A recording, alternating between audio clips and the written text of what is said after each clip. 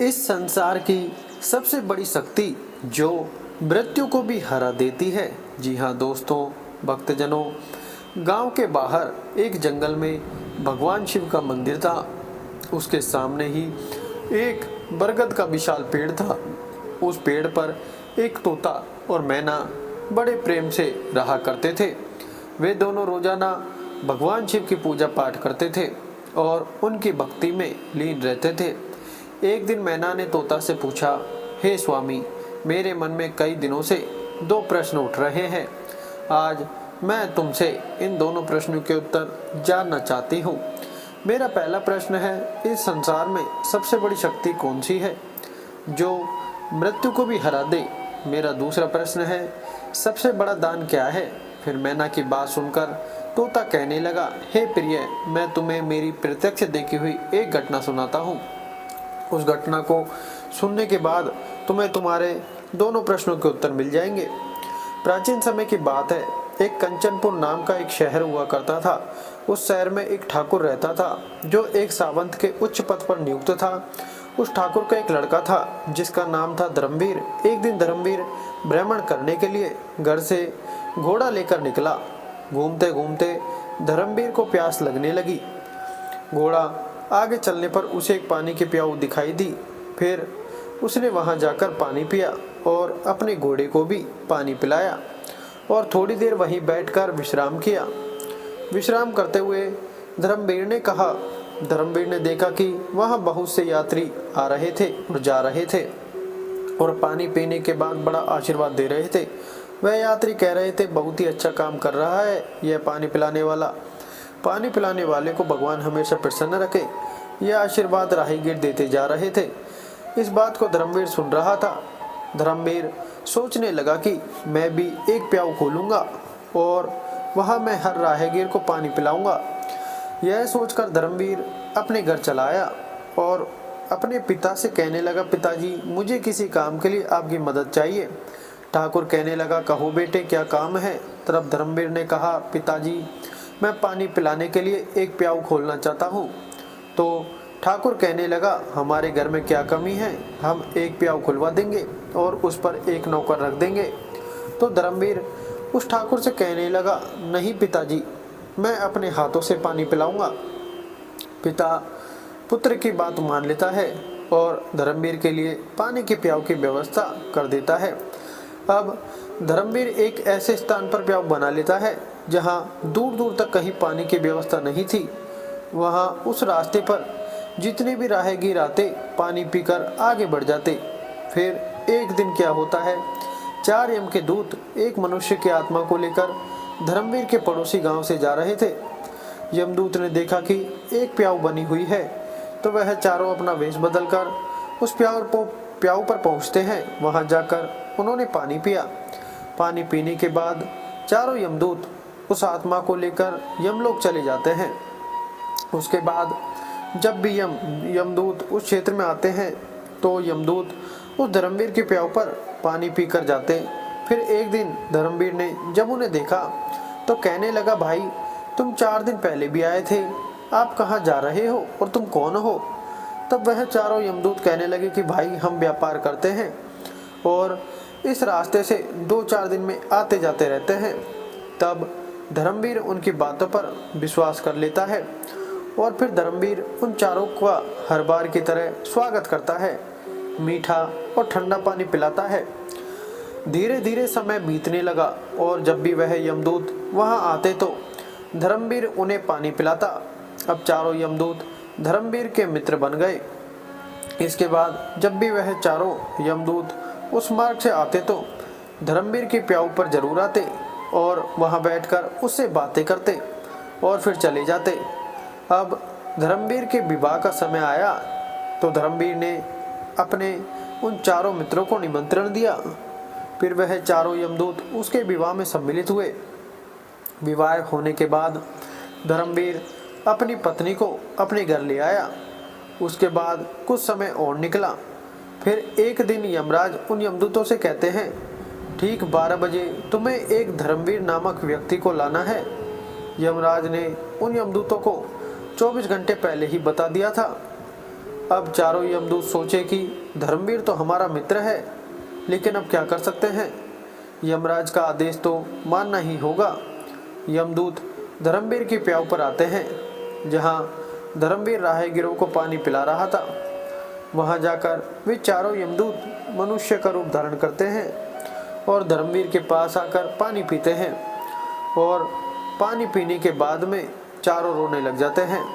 तब धर्मवीर उन्हें रोता देखकर उनसे पूछता है, हे मित्रों, तुम क्यों रो रहे हो? तुम बताओ, मैं इस क्षेत्र के ठाकुर का पुत्र हूँ। अगर तुम्हें किसी ने सताया है तो मैं उसे दंडित जरूर करूँगा। फिर उनमें से कोई जवाब नहीं देता है। चारों एक दूसरे को देखने लगते हैं। उनमें से सबसे छोटा वाला यमदूत सबसे ज़्यादा रो रहा था। धर्मवीर उसे कहता है, मुझे बताओ कि तुम क्यों रो रहे हो, आखिर क्या हुआ है?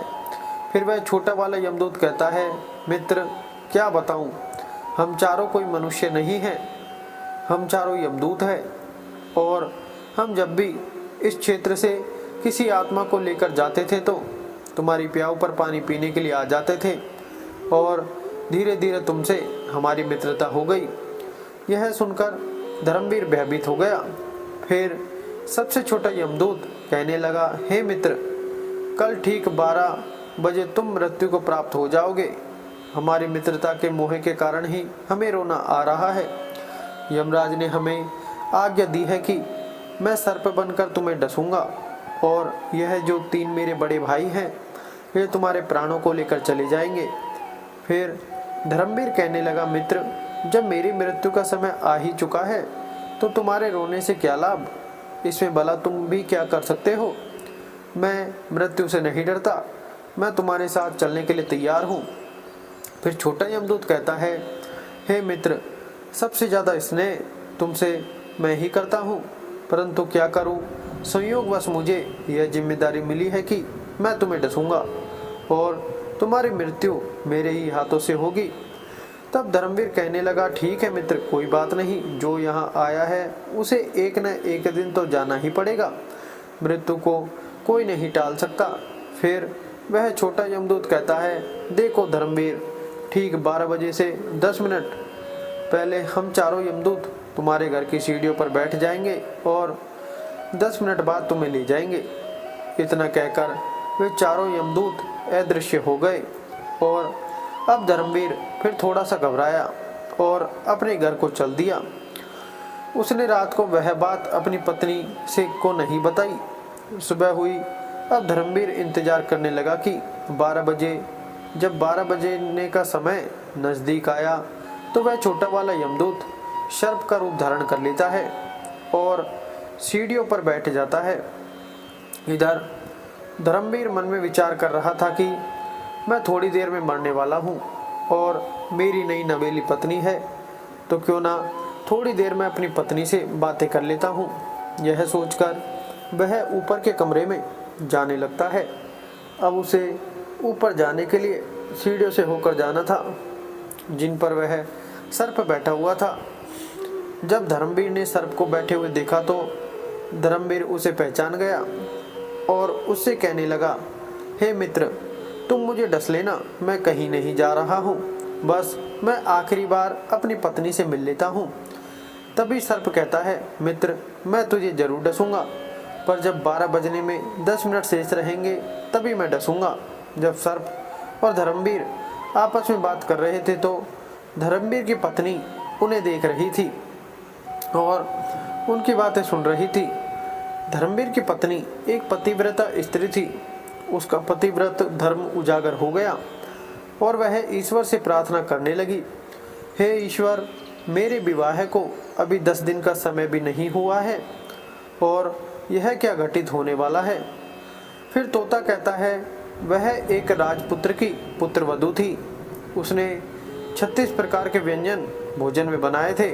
और इधर क्या होता है, उसे शहर में एक बहुत ही गरीब व्यक्ति रहता था और उस गरीब की एक लड़की थी जो 9 महीने की गर्भवती विधवा थी। वह अपने गरीब पिता के घर में रहती थी क्योंकि उसके ससुराल में उसके पति के मरने के बाद उसका कोई सहारा नहीं था। और जिस दिन धर्मवीर को वह सर्प डसने वाला था, उसी दिन उस लड़की के गर्भ से एक नवजात शिशु पैदा हुआ था और वह लड़की जिसका प्रसव हुआ था उसे बहुत जोर से भूख लगने लगी। तो वह लड़की अपने माता पिता से कहने लगी, मुझे बहुत तेज भूख लग रही है, मुझे कुछ खाने को दीजिए। तो पिता कहने लगा, बेटी मेरे पास खाने के लिए कुछ नहीं है, मैं तुम्हें भला क्या दे सकता हूँ। ऐसे में वह लड़की बोली, यदि तुम मुझे खाने को नहीं दोगे तो यह जो बच्चा मेरे गर्भ से पैदा हुआ है मैं इसे खा जाऊंगी। फिर तोता कहता है, हे मैना, प्रसूति के समय की भूख बहुत ही तेज होती है। जब उस गरीब व्यक्ति ने यह बात लड़की के मुंह से सुनी कि मैं इस बच्चे को खा जाऊंगी, तो वह पिता कहने लगा कि बेटी तुम रुको, मैं जाता हूँ, अगर कोई कुछ दे देगा तो मैं खाने के लिए अवश्य लेकर आऊँगा। उस लड़की का पिता भिक्षा मांगते हुए चला जा रहा था। जो कोई उसे देखता तो दरवाज़ा बंद कर देता। इस प्रकार भिक्षा मांगते मांगते वह व्यक्ति इस ठाकुर के महल के पास आया, जहाँ पर धर्मवीर से काल सर्प बनकर बात कर रहा था और उसकी पत्नी छत से उसे देख रही थी और ईश्वर से प्रार्थना कर रही थी। तभी वह मांगने वाला आवाज़ लगाता है, मुझे कोई भोजन दे दीजिए, मेरी लड़की को प्रसव हुआ है, उसने एक नवजात शिशु को जन्म दिया है और मेरे पास उसको खिलाने के लिए कुछ नहीं है, वह नवजात शिशु को ही खाने वाली है। जब यह बात धर्मवीर की पत्नी ने सुनी तो वह सोचने लगी कि कुछ समय बाद मेरा पति मर जाएगा और मैं विधवा हो जाऊंगी और मुझे अपने पति के साथ सती होना पड़ेगा, तो यह भोजन किस काम आएगा जो मैंने बनाया है। इस भोजन को मैं इस भिखारी को दे देती हूँ। फिर उसने वह भोजन उस गरीब व्यक्ति को दे दिया और भोजन को लेने के बाद वह गरीब व्यक्ति वापस अपने घर चला आता है और वह गरीब आदमी जाकर उस भोजन को अपनी लड़की को खिला देता है। 36 प्रकार के व्यंजनों को जब उस लड़की ने जी भरकर खा लिया तो पूछने लगी कि पिताजी, आज इतना अच्छा भोजन किसने दिया। तब उसके पिता ने कहा, बेटी, हमारे गांव के ठाकुर साहब की जो पुत्रवधू है, जिसका विवाह है अभी ही कुछ दिन पहले हुआ था, उसने ही मुझे यह भोजन दिया है। तो वह लड़की कहने लगी, हे भगवान, उसका सुहाग अमर रहे। उस लड़की ने आत्मा से आशीष दिया कि उस औरत का सुहाग अमर रहे।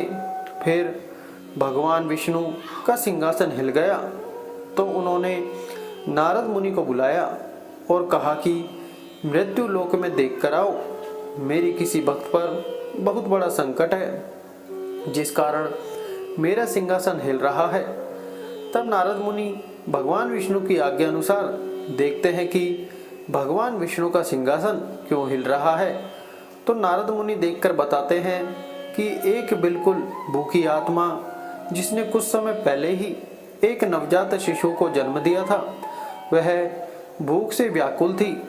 उसे भोजन मिलने के कारण उसने अंतरात्मा से यह कह दिया है कि भोजन देने वाली औरत का सुहाग अमर रहे, अर्थात उसका पति जीवित रहे।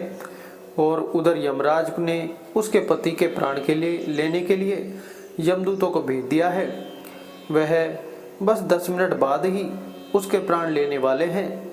फिर नारद मुनि भगवान विष्णु से कहते हैं, हे प्रभु, प्रकृति के नियमों के अनुसार धर्मवीर की मृत्यु का समय आ गया है और उसे लेने के लिए यमदूत उसके घर पर बैठे हुए हैं। और उधर एक दिव्य आत्मा ने अपनी संपूर्ण शक्ति से धर्मवीर की पत्नी को आशीष दे दिया है कि उस औरत का सुहाग अमर रहे। फिर भगवान श्री विष्णु कहने लगे, नारद, मुझे उस आत्मा का मान रखना पड़ेगा, चाहे मेरे कार्य में परिवर्तन ही क्यों ना हो जाए। भगवान श्री विष्णु अपने भक्त की रक्षा करने के लिए उस प्रसाद वाली लड़की की आत्मा के वचन को उस धर्मवीर को कवच बनाकर डाल देते हैं। तब तक घड़ी में 12 बजने में 10 मिनट बाकी थे। तब धर्मवीर उस यमदूत से कहने लगा, हे मित्र, अब तुम मुझे डस लो और मैं तुम्हारे साथ चलने के लिए तैयार हूँ। फिर सर्प ने धर्मवीर को डस लिया और वह सोचने लगा कि 10 मिनट में धर्मवीर मर जाएगा। लेकिन 10 मिनट बाद भी उस धर्मवीर को कुछ नहीं हुआ। फिर सर्प कहने लगा, मित्र, तुम्हें कुछ हो रहा है क्या? धर्मवीर कहने लगा, हे मित्र, मुझे कुछ नहीं हुआ है। फिर सर्प ने उसके ऊपर तीव्र विष डाला, परंतु उस धर्मवीर की रक्षा तो स्वयं भगवान श्री विष्णु कर रहे थे, जिस कारण से सर्प के विष का असर धर्मवीर पर नहीं हुआ। फिर धर्मवीर सर्प से कहने लगा, मित्र, तुम मुझे पूरी ताकत से डसो। फिर तीसरी बार उस सर्प ने पूरी शक्ति से धर्मवीर को डसा, परंतु धर्मवीर का बाल भी बांका नहीं हुआ। फिर धर्मवीर को जीवित देखकर चारों यमदूत हक्के बक्के रह गए और कहने लगे, हमें इसके लिए यमराज के पास जाना पड़ेगा। फिर वह चारों यमदूत यमराज के पास पहुंचते हैं और यमराज से कहने लगे, हे यमराज, हमने बहुत प्रयास किया, परंतु उस धर्मवीर नामक व्यक्ति पर जहर का असर नहीं हुआ। यमराज ने अपनी दिव्य दृष्टि से देखा कि उस धर्मवीर के शरीर से 3 जगह से रक्त बह रहा है, लेकिन धर्मवीर को कुछ नहीं हुआ। तभी यमराज भगवान श्री विष्णु के पास पहुंच जाते हैं और कहते हैं, प्रभु, मैं अपने पद से इस्तीफा देना चाहता हूँ। भगवान श्री विष्णु कहने लगे, क्यों, क्या हुआ? तब यमराज कहने लगे कि प्रभु, प्रकृति के नियम में परिवर्तन हो गया। जिस व्यक्ति की मृत्यु का समय आया था, वह व्यक्ति 3 बार प्रहार करने से भी नहीं मर रहा है। इसका क्या कारण है? तब भगवान श्री विष्णु कहते हैं, हे यमराज, यह आत्मा की शक्ति है। फिर यमराज कहते हैं, हे प्रभु, यह आत्मा की शक्ति क्या होती है? तब भगवान श्री विष्णु कहते हैं, यदि कोई व्यक्ति अपनी अंतरात्मा से किसी दूसरे व्यक्ति को आशीष या श्राप दे देता है, तो उसको झूठा करने की शक्ति मेरे अंदर भी नहीं होती, चाहे फिर मुझे उसके लिए प्रकृति के नियमों में ही परिवर्तन क्यों न करना पड़े। फिर भगवान श्री विष्णु कहते हैं, यमराज, जरा ध्यान से देखिए, एक ऐसी गरीब औरत जिसका पति उसे 2 महीने पहले ही छोड़कर मर गया हो, जो अपने पिता के पास रह रही हो और पिता के पास भी खाने को कुछ नहीं मिले, और जिसे कुछ समय पहले ही एक शिशु को जन्म दिया था, उसे भोजन नहीं मिल रहा था, उसकी आत्मा भोजन के लिए तड़प रही थी। वह अपने नवजात बच्चे को खाने को तैयार थी और उसको भोजन उपलब्ध कराया उस धर्मवीर की पत्नी ने, और उस औरत ने उसे ऐसा आशीष दिया कि उसका सुहाग अमर हो जाए। इसलिए हे यमराज, जो व्यक्ति मुझ में एकाग्र होकर आशीष या श्राप देता है, मैं उसके वचन को कभी झूठा नहीं होने देता हूँ। इसलिए हे यमराज, तुम्हें धर्मवीर की आयु 100 वर्ष और बढ़ानी होगी। फिर यमराज धर्मवीर की आयु को 100 वर्ष बढ़ा देते हैं। फिर तोता कहता है, हे मैना, तुम्हारे पहला प्रश्न था कि संसार में सबसे बड़ी शक्ति कौन सी है जो मृत्यु को भी हरा देती है? तो समझ लो, सबसे बड़ी शक्ति है आत्मा की शक्ति। यदि कोई व्यक्ति आत्मा से आशीर्वाद दे या श्राप दे, तो उसे ईश्वर भी टाल नहीं सकता। तुम्हारा दूसरा प्रश्न था कि सबसे बड़ा दान क्या है? तो समझ लो, हमें अन्न का दान करना चाहिए। अन्न का दान सबसे बड़ा दान माना जाता है। भूखे को भोजन करना सबसे बड़ा दान होता है। इस प्रकार तोते ने मैना को बताया कि इस संसार में सबसे बड़ी शक्ति कौन सी है, वो सबसे बड़ा दान क्या है। भक्तजनों, दोस्तों, यह कथा अच्छी लगी हो तो कथा को एक लाइक करें, चैनल को सब्सक्राइब जरूर करें। धन्यवाद।